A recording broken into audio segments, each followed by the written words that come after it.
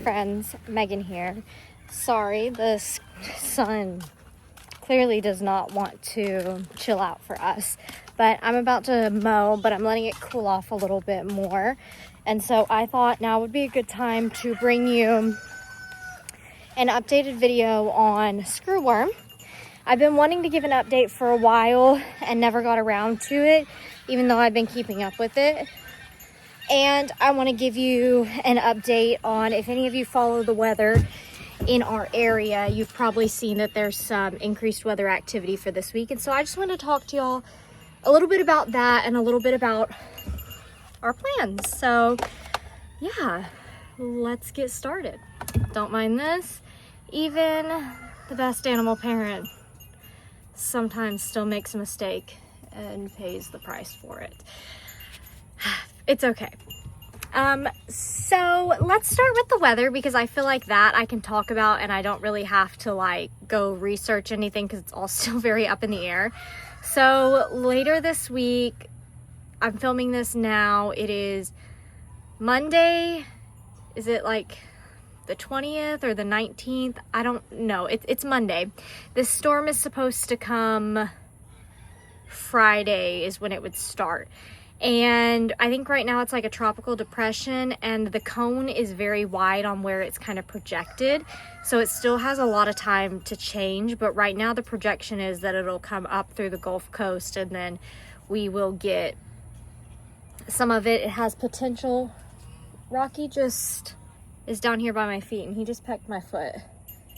But it was like a gentle peck, like to get my attention. That's odd. Anyways, so I don't know much. I haven't done a whole lot of research about it yet. There's not a whole lot to go off of, and it all could change. But my mom was telling me just quick, like, info that we have right now is that if it does develop and ends up coming to us, I think the worst they're saying right now that it could be would be like a Category 1 hurricane, which sounds scary, but that's only like 50 miles per hour winds. And I believe this is all what I've heard from my mom. I haven't looked it up, but to like clarify if all of that's right or not. But Category 1, we're not really worried about it, not really worried about the winds. Aware, but not like freaking out. The thing to freak out about is, of course, rain. We've already had a lot of rain. The river is up more, but keeping an eye on that as well. And we have lots of resources if something happens. I can't see what the river crest is going to be for Friday yet. It's still too far in advance for them to predict, and so I'm watching that. But kind of what we have to watch out for when flooding is we have to go like, okay, like if you have to evacuate, you have to kind of decide that early, because first what's going to happen is like, obviously the worst that could happen is that we would need to evacuate our animals like we did one year, because even like though they have the berm, not everybody can sit on the berm, and the berm very well could get flooded even though that's the highest part. That's worst case scenario. And we've already done that once and it was very difficult, and it's really not what we want to do, but sometimes you have to, even if the flooding is only going to last for like a couple hours. The high waters, you got to get them out. The other issue is if it doesn't flood like that, what typically happens, and what happened like last week while it was raining, is we didn't flood here. Of course, our pond filled up quite a bit. You can see that in the background. But it was more so like we got blocked in on, like, we didn't get blocked in on both sides, but one of the major ways to get out that's closest to us was blocked in, and there could be potential for the other one as well when the floodwaters get bad, but not to the point that we're like actually flooding here at the house. We get blocked in, and so then it's like, okay, well, if you get blocked in, if it gets worse, you can't get animals out. So you kind of have to plan ahead of that and kind of watch really what's happening, because once you're blocked in, there's not anything you can do to really get out. So we have plans. Of course, there's always family help. I know Lester and Jamie have their own plans, and they have trailers and stuff, but I always have wanted to have like a second backup plan just in case they couldn't get out here, because they are an hour away, and if we needed to use their trailer for something early, late, whatever, emergency, whatever it might be.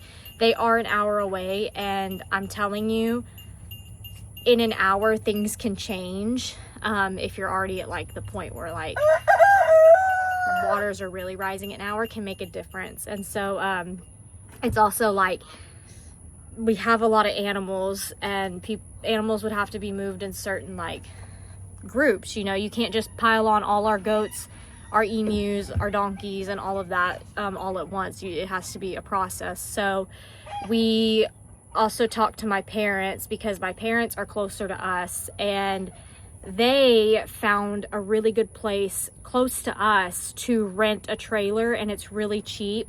And my mom said if we get even a whiff that we need to like move animals, we will get the trailer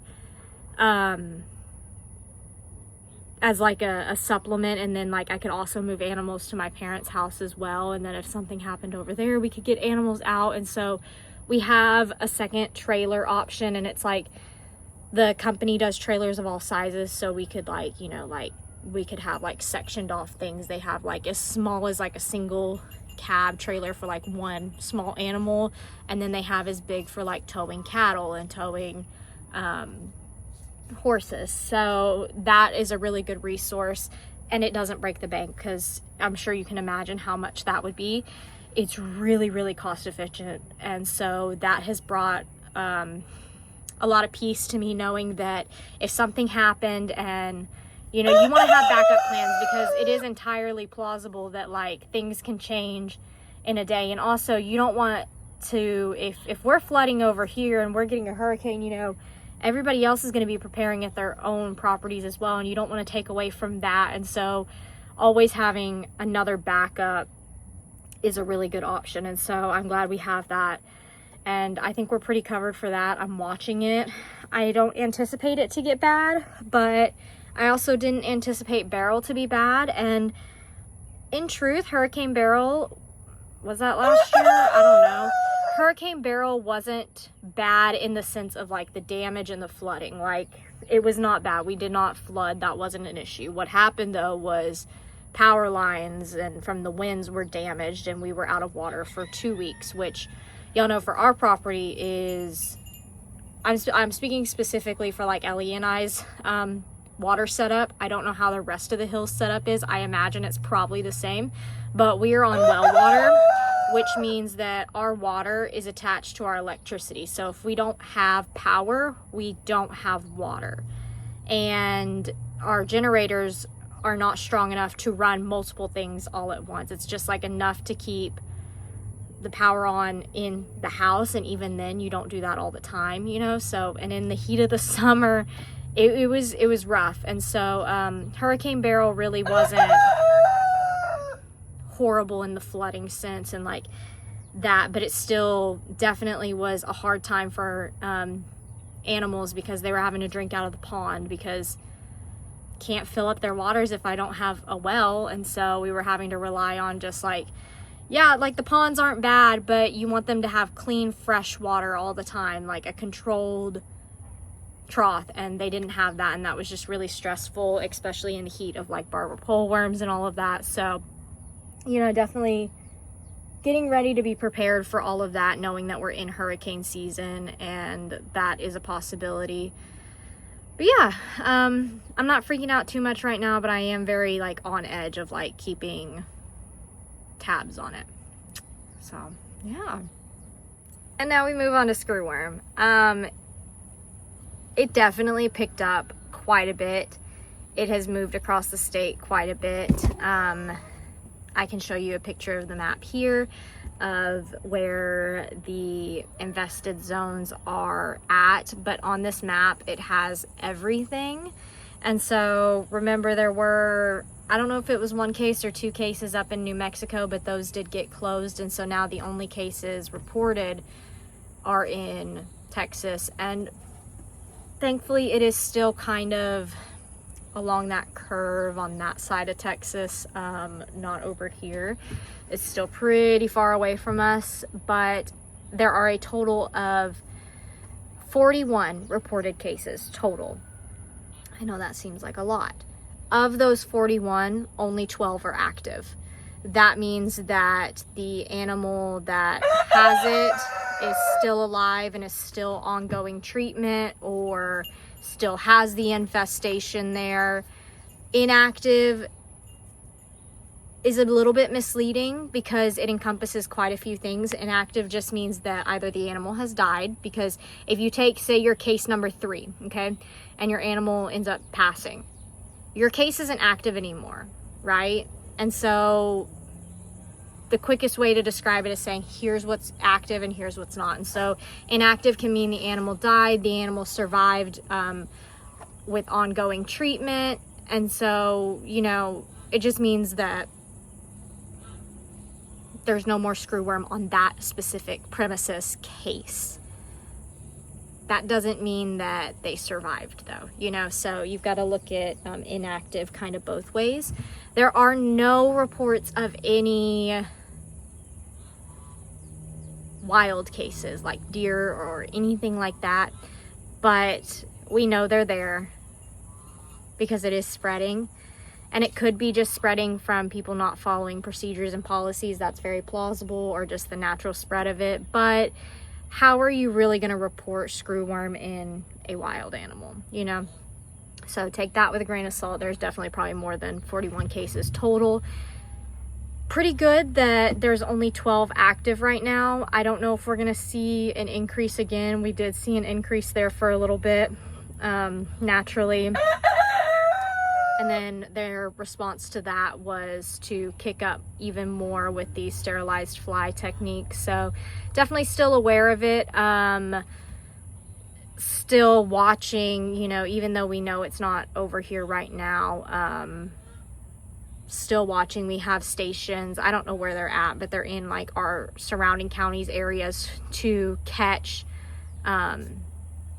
any flies. So if they did happen to be here, I guess that's what that's for, and that's also to like help catch the flies. I don't know if they've released any over here specifically, but that's all the information I really have on it. I really thought when I was going to give y'all this update that like I was going to have a lot more to say about it, but the numbers have kind of changed throughout the past few weeks. Naturally, of course, you know, you're going to start with a low number, and then it's probably going to spike, and then it might taper off as the animals heal and pass, you know.